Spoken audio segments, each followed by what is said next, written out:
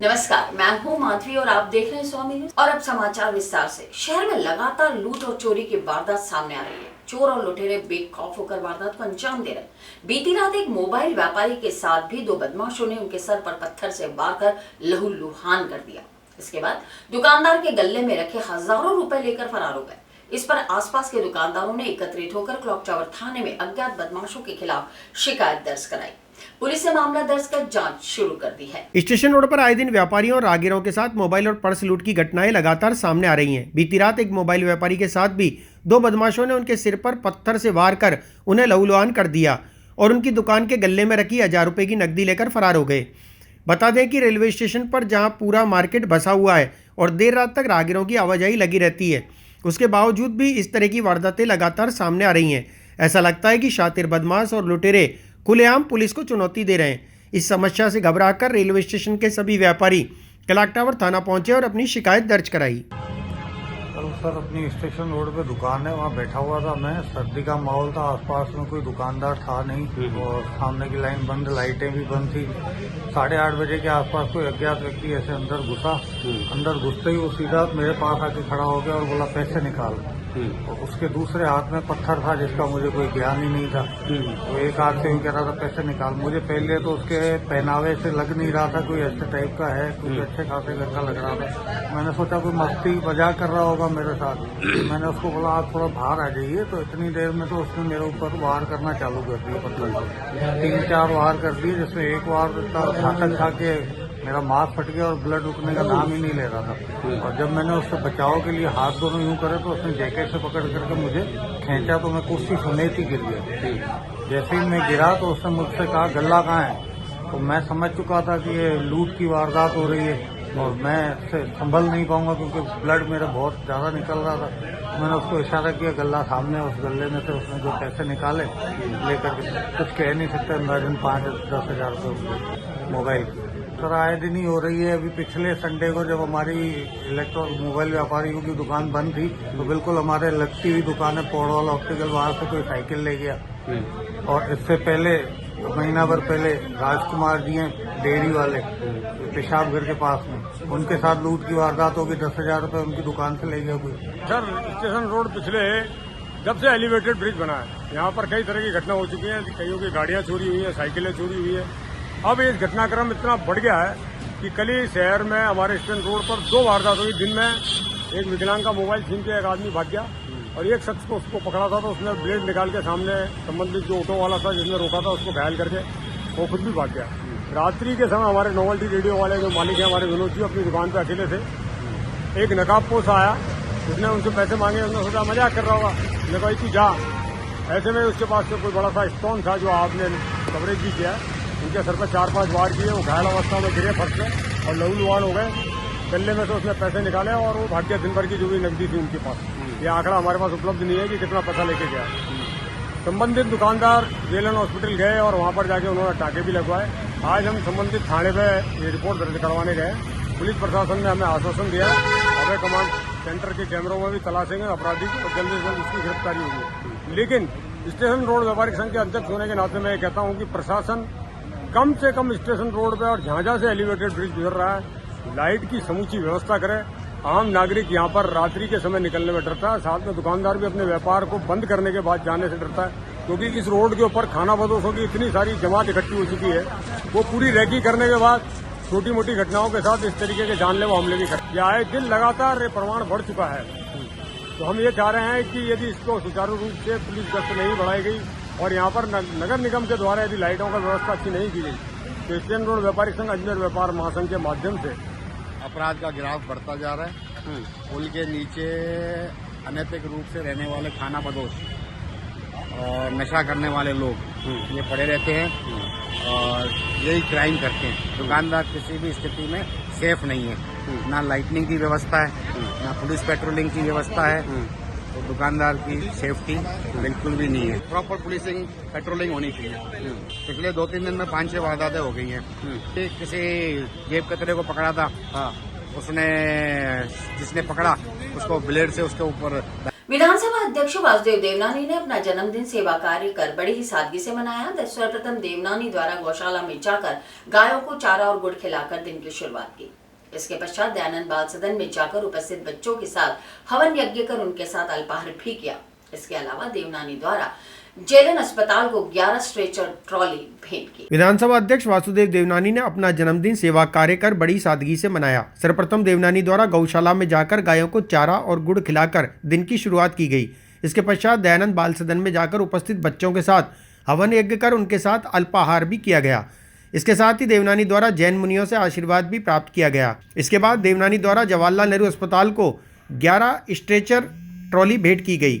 देवनानी को सुबह से ही उनके शुभचिंतकों और समर्थकों द्वारा शुभकामनाएं देने के लिए भीड़ लगी रही। आज सवेरे से, वैसे तो कल दोपहर से ही लगातार सेवा के कार्यों का श्री गणेश हुआ है। मैं इसको सेवा, आध्यात्म और सादगी से मनाने की परंपरा मेरी रही है। उसके तहत आज सवेरे प्रातःकाल गौशाला में चारा और गुड़ खिला के गायों से शुरुआत की और उसके बाद जो दयानंद बाल सदन, जो अपने जहाँ पे अनाथ बच्चे पढ़ाई करते हैं, रहते हैं, उनके साथ हवन और यज्ञ और साथ में उनके साथ अल्पाहार करके मैंने वो किया। और मैंने घोषणा की क्योंकि कुछ समय से उनका कोई दान नहीं मिल रहा है, तो उन 100 बच्चों में जितने भी वहाँ हैं उनको अपनी ओर से एक गणवेश देने का मैंने वहाँ पे घोषणा की है, जो बहुत जल्दी उनको मिल जाएगी। तत्पश्चात जैन समाज के 2-3 कार्यक्रमों में गया। अभी नारेली में गौशाला और सबसे आशीर्वाद जैन मुनियों से लेकर के अब यहाँ अस्पताल आया हूँ। और यहाँ पर मैंने पिछली बार जब आया था, मुझे लगा कि यहाँ पे स्ट्रेचर्स की कमी है, कुछ पेशेंट परेशान थे कि आने वालों की संख्या का यहाँ पता नहीं लगता कि कब कितनी संख्या आ जाए। इसलिए आज मैंने 11 जो है ट्रॉली यहाँ हॉस्पिटल को भेंट की है, इस आशा से की है कि पेशेंट के काम आए और यहाँ पे पेशेंट की अच्छी सेवा कर सके। मैंने प्रिंसिपल साहब, सुपरिटेंडेंट से भी आग्रह किया है कि यहाँ पे लोगों का अच्छी तरह उनको सुविधाएं मिले, सेवाएं मिले, तो उसके लिए हम सब कटिबद्ध हैं। उसमें और भी कोई कमी हो तो आप बताएं, हम मिल करके इसको ठीक करेंगे। और इसके बाद भी लगातार आज कार्यक्रम है, कहीं युवा मोर्चे का है, कहीं महिला मोर्चे का है, सुकन्या का भी आज कार्यक्रम है, जिसमें 11 बच्चियों को और 75 राम मंदिर की मूर्तियां भी भेंट की जाएंगी। इस प्रकार की कई रात तक कार्यक्रम है और शाम को सुंदरकांड का पाठ होगा। उसके बाद सारे कार्यकर्ताओं के लिए ये भोजन प्रसाद का कार्यक्रम है। मैं समझता हूँ अभी मेरे पास लगातार मुख्यमंत्री, उप मुख्यमंत्री, मेरे मंत्री, विधायक, सबका मुझे को शुभकामनाएं लगातार मिल रही हैं। यहाँ तक कि कांग्रेस के प्रदेश अध्यक्ष चौटाला जी का भी फोन आया, उन्होंने शुभकामनाएं दी। और यहाँ के स्थानीय जो प्रशासन में अधिकारी लोग हैं उन सबका भी मिल रहा है। और कार्यकर्ताओं में जितना उत्साह आज देख रहा हूँ, मैं समझता हूँ कि यह इनका मेरे प्रति प्यार, स्नेह और आत्मीयता है और जिनकी वजह से ही आज मैं यहाँ पे। आदर्श नगर थाना क्षेत्र के माखुपुरा बाईपास में एक कैफे में अचानक आग लग गई। आग लगने के कारण लाखों रुपए का सामान जलकर खाक हो गया। सूचना मिलते रेस्टोरेंट मालिक ने मौके पर पहुंचकर बड़ी मशक्कत के बाद आग पर काबू पाया। आदर्श नगर थाना क्षेत्र के माकुपुरा बाईपास में एक कैफे में अचानक आग लग गई। आग लगने के कारण लाखों रुपए का सामान जलकर खाक हो गया। जानकारी अनुसार देर रात की यह घटना बताई जा रही है। नजदीक में ही चल रहा एक रेस्टोरेंट के लोगों द्वारा दूसरे रेस्टोरेंट मालिक को सूचना दी गई। उन्होंने तुरंत मौके पर पहुंचकर उपस्थित लोगों के सहयोग से बड़ी मशक्कत के बाद आग पर काबू पाया। बताया जा रहा है कि आज शॉर्ट सर्किट के कारण आग लगी। रात को करीब 1-1:30 बजे की बात है। तो रात को मेरे को फोन आया कि आपकी दुकान में धुआं उठ रहा है। तो हम तुरंत प्रभाव से भाग के आए। यहाँ पे आके देखा तो धुआं हो रहा था। जैसे शटर खोला तो अंदर आग लगी हुई थी। तो हमने 4-5 जनों ने मिलकर बड़ी मुश्किल से इसको बुझाया। आग लगने का कोई कारण ऐसा दिख नहीं रहा है। हो सकता है शॉर्ट सर्किट की वजह से हो, बाकी ऐसे कारण का कोई पता नहीं लग पाया। इसमें लगभग करीब 4 से 5 लाख रुपए का करीब नुकसान हो गया। ये सर कैफे रेस्टोरेंट है, जिसके अंदर टीवी, फ्रिज और बाकी फर्नीचर वगैरह और काउंटर वगैरह थे, ये सारे जल गए। इसमें 4 सीलिंग वगैरह में पूरी में आग लग गई, वो पूरी जल गई। ये पर्वतपुरा बाईपास अजमेर, ये लगभग करीब 5 लाख रुपए करीब नुकसान। ग्राम पंचायत दौराई में मुख्य कंचन नगर संपर्क सड़क लंबे समय से खराब होने को लेकर स्थानीय निवासियों ने आज जिला कलेक्टर को ज्ञापन सौंपा। क्षेत्रवासियों ने बताया कि वर्षों से सड़क खराब पड़ी है, लेकिन कोई भी सुनवाई नहीं हो रही। इस पर आज क्षेत्रवासियों ने जिला कलेक्टर को ज्ञापन सौंपकर जल्द से जल्द समस्या के समाधान की मांग की है। ग्राम पंचायत दौराई में मुख्य कंचन नगर संपर्क सड़क लंबे समय से खराब होने के कारण स्थानीय निवासियों ने आज जिला कलेक्टर को ज्ञापन सौंपा। दौराई कंचन नगर के निवासियों ने जानकारी देते हुए बताया कि नौरत जी ठेकेदार के घर से लेकर कंचन नगर की मुख्य सड़क लगभग 4 से 5 साल पहले से ही बड़े बड़े गड्ढे के साथ टूटी पड़ी है, जिससे सभी ग्रामवासियों को आवागमन में काफ़ी मुसीबत का सामना करना पड़ता है। इसी के साथ स्कूल के बच्चों की बस, कार, गाड़ियों को भी इन गड्ढों में से होकर गुजरने में काफ़ी परेशानी होती है। इस बात को लेकर उन्होंने गांव के सरपंच को भी इस बारे में अवगत कराया, लेकिन कोई कार्रवाई नहीं हुई। आज इसी संबंध में क्षेत्रवासियों ने जिला कलेक्टर को ज्ञापन सौंपकर समाधान की मांग की। मेरा नाम अर्पित माथुर है। मैं कंचन नगर दौराई का निवासी हूँ। पिछले 15 वर्षों से मैं वहाँ उस क्षेत्र में रह रहा हूँ। हमारे यहाँ पे नूरजी ठेकेदार के घर से लेके दौराई बस स्टैंड का रोड पिछले कई वर्षों से ख़राब है, जिस पे कोई भी कार्रवाई नहीं करी जा रही है, जिस वजह से कंचन नगर के लोगों को सिटी में जाने में प्रॉब्लम हो रही है। यहाँ पे करीब हज़ारों की आबादी है, क्योंकि कंचन नगर का मुख्य मार्ग बंद हो चुका है। इस वजह से खानपुरा की आबादी भी दौराई होते हुए जा रही है, लेकिन रोड में गड्ढे हैं, पैदल चलने वालों को दिक्कत आ रही है। जैसा कि आपने देखा होगा कि हमारी कॉलोनी के बुजुर्ग हैं अशोक जी, उन्हें भी कितनी दिक्कत आ रही है। 72 साल उम्र में भी वो आज यहाँ कलेक्ट्रेट में ज्ञापन देने आए हैं, क्योंकि हमारा दौराई पंचायत हमारी सुन नहीं रहा है। स्कूल के बच्चे आने जाने में ये दिक्कत आ रही है कि वहाँ पे बड़ी बड़ी बस जो होती है वो आ नहीं पाती है। इस वजह से कई पेरेंट्स को प्रॉब्लम आती है।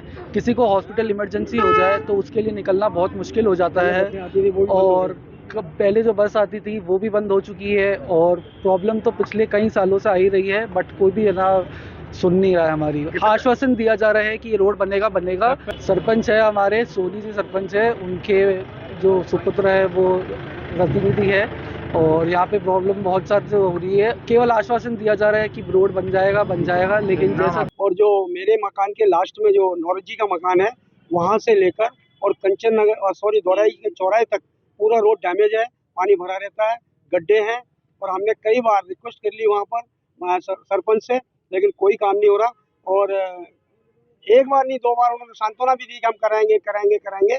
उनके 3 साल। भगवान श्री राम की नगरी अयोध्या में 22 जनवरी को होने वाले रामलला प्राण प्रतिष्ठा के अभिषेक के लिए पुष्कर के 6 सदस्यीय तीर्थ पुरोहितों ने बुधवार को विहिप के नेताओं को पुष्कर सरोवर के पवित्र जल से भरा कलश व गुलाब जल सौंपा। भगवान श्री राम की नगरी अयोध्या में 22 जनवरी को होने वाले रामलला प्राण प्रतिष्ठा के अभिषेक के लिए पुष्कर के 6 सदस्यीय तीर्थ पुरोहितों ने बुधवार को विश्व हिंदू परिषद के नेताओं को पुष्कर सरोवर के पवित्र जल से भरा कलश व गुलाब जल सौंपा। बता दें कि अयोध्या में रामलीला के अभिषेक के लिए 2 दिन पूर्व पुष्कर से श्री तीर्थ गुरु पुष्कर पुरोहित संघ ट्रस्ट का 6 सदस्यीय दल पंडित संजय पाराशर के नेतृत्व में आशीष पाराशर, अंकित पाराशर, अभिषेक पाराशर, सुधांशु पाराशर, देवांश पाराशर सरोवर का पवित्र जल, कलश व गुलाब जल लेकर रवाना हुए थे। बुधवार को दल ने राम जन्मभूमि पहुंचकर जय श्री राम व जय पुष्कराज के उद्घोष के साथ जल कलश व गुलाब जल विश्व हिंदू परिषद के संरक्षक दिनेश चंद्र तथा विश्व हिंदू परिषद के केंद्रीय मंत्री हरिशंकर को सौंपा। इस दौरान संस्कृत भाषा के राष्ट्रीय संयोजक अविनाश भी मौजूद रहे। इस मौके पर अयोध्या में पुष्कर पुरोहित दल का माला पहनाकर अभिनंदन किया गया।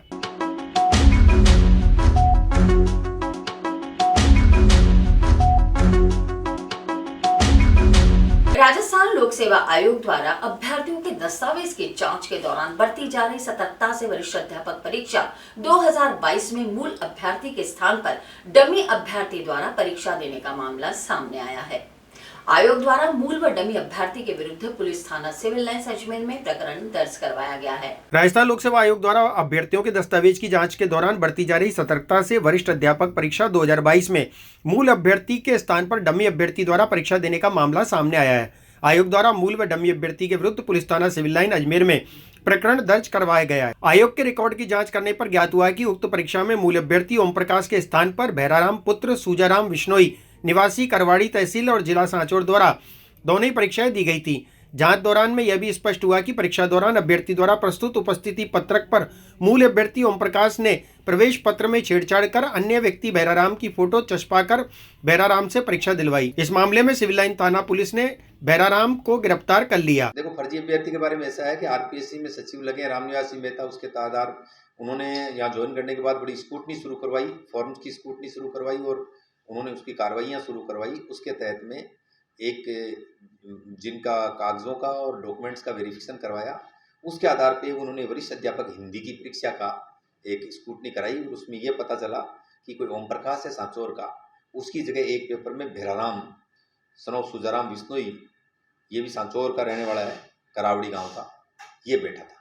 कल इसको बुलाया गया था और इसके आधार पर ये मुकदमा दर्ज कराया गया है, जो कि परीक्षा अधिनियम के नए कानून के तहत अभियोग अतिरिक्त पुलिस अधीक्षक के द्वारा ही किया जाता है। तो इसका अनुसंधान श्री राजेश जी मीणा जो हमारे यहीं पे लगे हुए हैं अतिरिक्त पुलिस अधीक्षक उनके द्वारा किया। जिला कलेक्टर डॉक्टर भारती दीक्षित ने आज पुष्कर के उपखंड कार्यालय में जन सुनवाई की। इस जन सुनवाई में सावरिया कॉलोनी की महिलाओं सहित सामाजिक कार्यकर्ता अरुण पाराशर ने पुष्कर क्षेत्र की अनेक समस्याओं से अवगत कराया। इसमें सबसे ज्यादा पुष्कर में बिगड़ी सीवरेज समस्या के समाधान करने की मांग उठाई गई। जिला कलेक्टर डॉक्टर भारती दीक्षित ने आज पुष्कर के उपखंड कार्यालय में जन सुनवाई की। इस जन सुनवाई में सांवरिया कॉलोनी की महिलाओं सहित सामाजिक कार्यकर्ता अरुण पाराशर ने पुष्कर क्षेत्र की अनेक समस्याओं से अवगत कराया। इसमें सबसे ज्यादा पुष्कर में बिगड़ी सीवरेज समस्या के समाधान करने की मांग उठाई गई। इस मौके पर जिला कलेक्टर डॉक्टर भारती दीक्षित ने जल्द से जल्द समस्याओं का समाधान करने का आश्वासन दिया। इस बैठक में उपखंड अधिकारी निखिल कुमार पोद्दार, तहसीलदार हरिराम, ईओ बनवारीलाल मीणा सहित विभिन्न विभागों के अधिकारी मौजूद रहे। पुष्कर में उपखंड स्तरीय जन सुनवाई आयोजित की गई थी। इसमें कई सारे लोगों ने अपनी कंप्लेंट्स रजिस्टर कराई। मुख्य रूप से जो शिकायतें थी वो नगर पालिका की साफ़ सफाई की व्यवस्था और सीवरेज से रिलेटेड थी। तो उसमें संबंधित अधिकारी को निर्देशित किया गया कि वो ये सफाई की व्यवस्था सुचारू रूप से संचालित करें और सीवरेज के लिए जो नई प्रोजेक्ट्स प्लान करने हैं उनका तुरंत प्रभाव से प्लानिंग करके और राज्य सरकार को प्रस्ताव भेज करके उन प्रोजेक्ट्स का क्रियान्वयन शुरू करवाएं। साथ ही साथ कुछ रेवेन्यू रिलेटेड शिकायतें थीं, कुछ पीएचईडी से रिलेटेड थी। तो सभी विभाग के अधिकारियों को, संबंधित अधिकारियों को निर्देशित किया गया कि वो उन शिकायतों को डिटेल में देखें और उसका जल्द से जल्द समाधान करके अपनी कंप्लायंस रिपोर्ट जिला मुख्यालय पहुंचे। आज माननीय जिला कलेक्टर महोदया जन सुनवाई करने के लिए स्वयं पुष्कर उपखंड कार्यालय पर पधारी हैं। तो हमने आज पुष्कर सरोवर की पवित्रता और अस्तित्व से जुड़े हुए महत्वपूर्ण मुद्दों के संबंध में उनको दो अलग अलग पत्र देके उनका ध्यान आकर्षित किया है। मुख्य रूप से जो पुष्कर सरोवर में बरसाती पानी जो आता है उसके डूब क्षेत्र और केसमेंट एरिया में प्रशासन और राजस्व विभाग की और नगरपालिका की मिलीभगती से जो अवैध निर्माण हाईकोर्ट की रोक के बावजूद भी निरंतर हो रहे हैं, उससे एक गंभीर समस्या पुष्कर सरोवर के अस्तित्व को लेकर हो रही है कि वहाँ जो भी निर्माण रिसोर्ट, होटल, आवासीय कॉलोनियाँ कट रही है उसका सारा गंदा पानी बहकर सरोवर में आएगा और ये मतलब बड़ी भयंकर समस्या पुष्कर सरोवर के अस्तित्व के नुकसान के लिए हो रही है। दूसरी, हमने ये जो पुष्कर सरोवर में जो गंदा पानी सीवरेज का जाता है उसकी जो 12 करोड़ की योजना एडीए के द्वारा चलाई जा रही है उसमें जो जमीनी तकनीकी खामियां हैं उसकी तरफ हमने उनका ध्यान आकर्षित कराया कि जो बरसाती नाला बनाया जा रहा है स्ट्रॉम वाटर ड्रेनेज सिस्टम का, वो रंगजी मंदिर से लेके पुराने सावित्री मार्ग संप तक बनाया जा रहा है, जबकि पहले छोटी बस्ती का पानी सारा पूरणखंड की तरफ जाता था, उस पानी को भी उधर लाया जा रहा है। जबकि हमने निवेदन किया है भाई इसको पंप से रखने से कोई फायदा नहीं है, स्ट्रॉम ड्रेनेज वाटर को इसको ग्रेविटी से बाहर निकाला जाए, ढलान के साथ ही बरसाती पानी बाहर जाएगा तब इसकी कोई उपयोगिता है, वरना ये भविष्य में जाकर यदि पंप पे रखा जाता है तो ये इतनी घातक और दुष्परिणाम देने वाली योजना साबित होगी कि जो आज समस्या है वो बहुत बड़े विकराल रूप में सामने आएगी। तो हम इन दोनों विषयों पे आज कलेक्टर महोदय को ये सारी जानकारी दी है। कलेक्टर महोदय ने हाथों हाथ उपखंड अधिकारी जी को और संबंधित विभागों के अधिकारियों को निर्देश दिए हैं कि ये जो केसमेंट और डूब क्षेत्र में जो निर्माण हो रहे हैं उन पर तुरंत नियमानुसार कार्रवाई करें। दूसरा, जो सीवरेज के संबंध में जो तकनीकी खामियां हैं उन अधिकारियों को भी एक मीटिंग बुला के और पुष्कर के स्टेक होल्डरों को जो इसकी ज़मीनी समस्याओं को समझते हैं उनसे चर्चा करके अभी निर्माणाधीन योजना में जो संशोधित सुधार किए जा सकते हैं और इसको ग्रेविटी से बाहर निकालने के निर्देश माननीय जिला कलेक्टर महोदया ने निर्देशित किया है। और आज ये दोनों जो पुष्कर सरोवर के अस्तित्व के खिलवाड़ से जो समस्याएं हैं उनका हमने ध्यान आकर्षित किया है। हमारे वहाँ पे 10-15 सालों से ना तो सीवेज लाइन की प्रॉपर सुविधा है, ना नालियों की है, ना सड़कों की है, ना ही वहाँ पे कचरा का कोई निपटारा नहीं है। हम इतने सालों से परेशान हो रहे हैं। सबने कच्ची कुइयाँ बना रखी है जिसके आए दिन हादसे होते रहते हैं, सफ़ेद कुइयाँ धंसती रहती है, वापस उसमें पैसे लगते रहते हैं। सब आम आदमी है, थोड़े बहुत पैसे कमाने वाले हैं, 10-12 हज़ार एक बार ही लग जाते हैं, हर 3-4 महीने में ही होता रहता है प्रोसेस। तो इस कारण हम यहाँ पे जिला कलेक्टर के पास आए और हमारी समस्या बताई है। उन्होंने आश्वासन दिया है कि 1 हफ्ते के अंदर ही हमारी पंचमुखी महादेव चार धामों की बावड़ी पर शिव महापुराण का आयोजन किया जा रहा है। इसमें महापुराण का वचन वीरभद्र जी महाराज के द्वारा किया जा रहा है। महापुराण के आज 8वें दिन भगवान शिव की बारात निकाली गई। इस बारात में भव्य झांकी सजाई गई जिसमें शिव पार्वती, अघोरी और शिव तांडव का दृश्य दिखाया गया। भगवान शिव की बारात में सैकड़ों श्रद्धालु नाचते गाते बारात में शामिल हुए। पंचमुखी महादेव चार धामों की बावड़ी पर शिव महापुराण का आयोजन किया जा रहा है। इसमें महापुराण का वाचन वीरभद्र जी महाराज के द्वारा किया जा रहा है। महापुराण के आज 8वें दिन भगवान शिव की बारात निकाली गई। यह बारात पंचमुखी महादेव मंदिर से प्रारंभ होकर राजाकोटी स्कूल, गुलाबबाड़ी, तेजाजी देवली होते हुए वापस पंचमुखी मंदिर पहुंची। इस बारात में भव्य झांकियां सजाई गई, जिसमें शिव पार्वती, अघोरी और शिव तांडव का दृश्य दिखाया गया। भगवान शिव की बारात में सैकड़ों श्रद्धालु नाचते गाते बारात में शामिल हुए। कल शिव महापुराण का समापन किया जाएगा। ये पंचमुखी महादेव चार डांडी की बावड़ी का मंदिर है और ये शिव महापुराण चल रही है। ये वीरभद्र जी महाराज कर रहे हैं। आज शिव पुराण का 8वां दिन है। 8वें दिन के अवसर पर आज शिव विवाह का महोत्सव बनाएंगे, जिसमें शिव बारात का आयोजन किया गया है। ये बारात पंचमुखी महादेव मंदिर से होकर राजाकोटी होते हुए गुलाबबाड़ी, तेजाजी देवली होती हुई वापस पंचमुखी महादेव पहुंचेगी। इसमें एक बहुत सुंदर झांकी सजाई गई है। शिव पार्वती बने हैं और अघोरी, शिव तांडव सब रखा गया है। ये शिव पुराण का 8वां दिन है और कल समापन होगा। कहाँ से कहाँ निकली बारात? ये पंचमुखी महादेव से लेके चारडानी बावड़ी से लेके गुलाबबाड़ी, राजाकोटी स्कूल, तेजाजी देवली होती हुई वापस पंचमुखी महादेव पहुंचेगी। ये हर साल शिव महापुराण होती है। इसका समापन आज 8वां दिन है, कल 9वां दिन पे समापन हो जाएगा। ये मंदिर चार डांडी बावड़ी शिव मंदिर पर है। यहाँ तथा रोज 2 बजे से लेकर 5 बजे तक बोली जाती है और ये वीरभद्र जी महाराज हमारे तथा कर रहे हैं। इसे 8वां दिन है आज और कल 9वां दिन है और कल समापन है। आज बारात सारे शिव जी की बारात चार डांडी बावड़ी से लेकर शिव मंदिर से राजाकोटी स्कूल, तेजाजी देवली होते हुए वापस। और इसी के साथ ये समाचार बुलेटिन ही समाप्त होते हैं। मुझे दीजिए इजाजत। देखते रहें स्वामी न्यूज।